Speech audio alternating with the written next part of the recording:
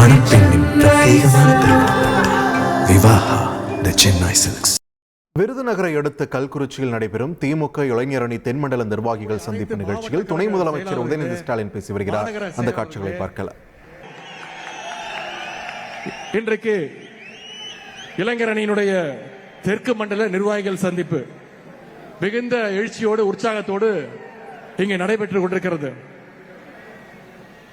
கடந்த டிசம்பர் மாதம் திருவண்ணாமலையில் வடக்கு மண்டல நிர்வாகிகள் சந்திப்பு மிகச் சிறப்பாக நடத்தி காட்டினோம். ஒரு இயக்கத்தில் இருக்கக்கூடிய ஒரு அணியினுடைய நிர்வாகிகள் சந்திப்பு இவ்வளவு பிரம்மாண்டமாக நடத்த முடியுமா அப்படின்னு ஒட்டுமொத்த இந்தியாவுமே திரும்பி பார்த்துச்சு அந்த திருவண்ணாமலை சந்திப்பை பார்த்து.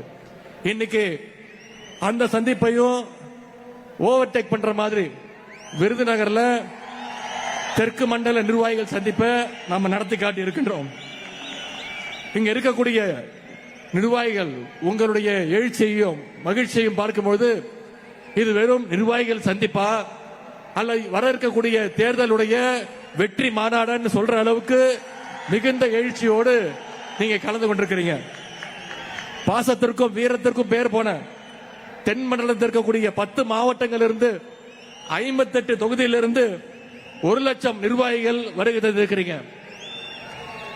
வந்திருக்கக்கூடிய அந்த 1,00,000 இளைஞர் படைய நிர்வாகிகளை உங்களுடைய சகோதரனாக உங்களுடைய டீம்மேட்டாக வருக வருக என வரவேற்கின்றேன். இப்படி தொடர்ந்து நிர்வாகிகள் சந்திப்பை நடத்துவதற்கு அனுமதி கொடுத்த கழக தலைவர் அவர்களுக்கும் தலைமை கழகத்திற்கும் என்னுடைய நன்றியை நான் தெரிவிச்சுக்கிறேன். இந்த நிர்வாகிகள் சந்திப்பு இவ்வளவு சிறப்பாக நடப்பதற்கு 2 பேர் மிக மிக முக்கிய காரணம். ஒருவர் தமிழ்நாட்டு மக்களுக்கு பட்டா கொடுக்கிறவர், இன்னொருத்தர் தமிழ்நாட்டு மக்களுக்கு நிதியை கொடுக்கிறவர். அவங்க 2 பேருக்கும் நன்றி. இந்த சந்திப்புக்கான பணிகளை மிகச் சிறப்பாக ஏற்பாடு செஞ்ச மாண்புமிகு அமைச்சர் அண்ணன் KKSR ராமச்சந்திரன் அவர்களுக்கும் மாண்புமிகு அமைச்சர் அண்ணன் திரு தங்கம் தென்னரசு அவர்களுக்கும் என்னுடைய நன்றி. அதே போல இளைஞரணி நிர்வாகிகள் எல்லாம் ஒருங்கிணைச்சு அழைச்சிட்டு வந்திருக்கக்கூடிய மாண்புமிகு அமைச்சர் பெருமக்கள், மாவட்ட கழக செயலாளர்கள், சட்டமன்ற நாடாளுமன்ற உறுப்பினர்கள், இளைஞரணியினுடைய மாநில துணை செயலாளர்கள், மாவட்ட அமைப்பாளர்கள், துணை அமைப்பாளர்கள், உள்ளாட்சி அமைப்பு பிரதிநிதிகள், உங்க அத்தனை பேருக்கும் மீண்டும் என்னுடைய நன்றியை நான் தெரிவிச்சுக்கிறேன். இந்த விருதுநகர் மாவட்டம் சாதாரண மாவட்டம் கிடையாது.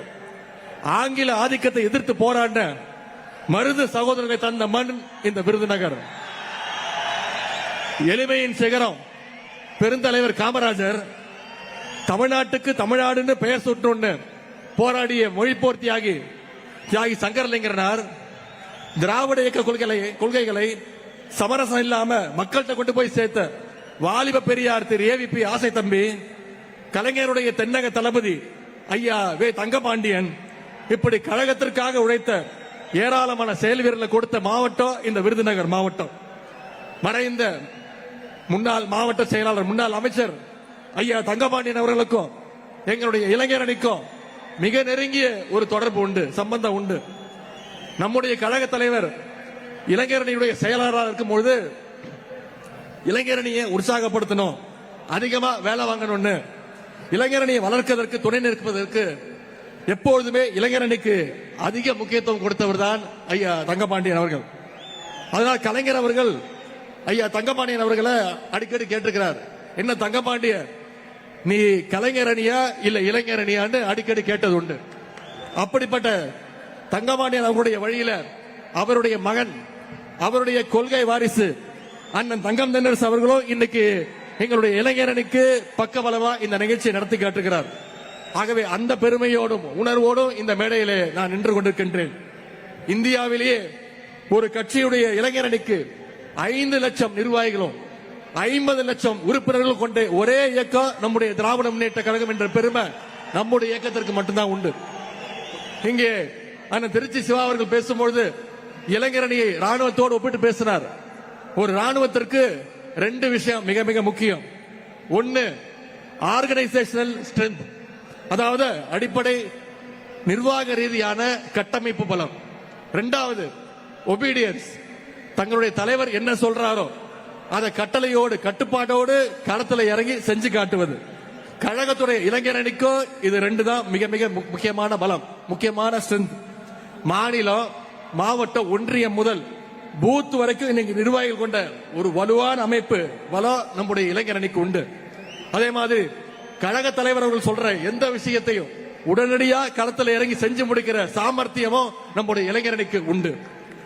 உதாரணத்துக்கு கடந்த 6 ஆண்டுகளை மட்டும் நீர்நிலைகளை தூர்வாடுறது, பொய்ப்பட்டி நிகழ்ச்சி மூலம் கழகத்துக்கு எதிரான அவதூறுகளுக்கு பதில் சொல்வது, சிறுபான்மையினர் நலன் காக்க சிஏஏ என்ஆர்சி சட்டத்திற்கு எதிர்த்தது, கொரோனா காலத்தில் மக்களுக்காக ஹெல்ப்லைன் துவங்கினது, மாணவர்களுடைய கல்வி உரிமை காக்க நீட் ஒழிப்பு உண்ணாவிரதம், தொகுதிதோறும் கலைஞர் நூலகங்கள், தொகுதிதோறும் பயிற்சி பாசறை கூட்டங்கள், 200க்கும் அதிகமான இளம் பேச்சாளர்கள் தேர்வு, வாசிப்பை மேம்படுத்த முத்தமிழறிஞர் பதிப்பகம், கழக வரலாற்றை எடுத்து சொல்ல முரசொலியில பாசறை பக்கம், கொள்கை உணர்வு ஊட்ட அறிவு திருவிழா, இப்படி கழக பணி, மக்கள் பணின்னு பல்வேறு முன்னெடுப்புகளை நம்முடைய இளைஞரணி செஞ்சு இன்னைக்கு தமிழ்நாட்டு மக்களுக்கு ஒரு பாதுகாப்பாக இருப்பது நம்முடைய இளைஞரணி.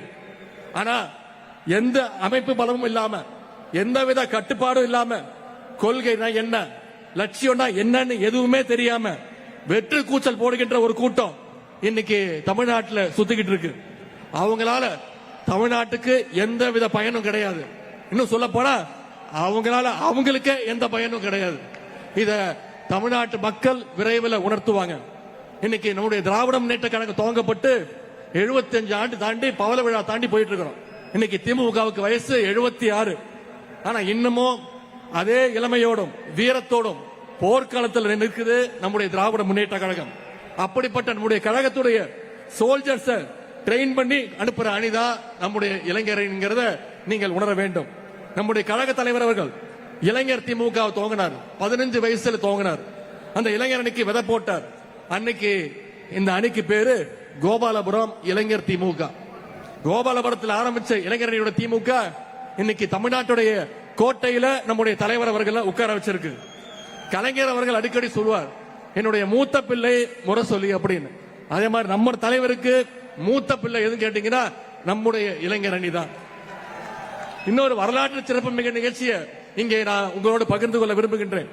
நம்முடைய கழக தலைவர் அவர்கள் 1976 ஆண்டு இதே பிப்ரவரி மாசம் மிசா சட்டத்தில் கைது செய்யப்பட்டார்.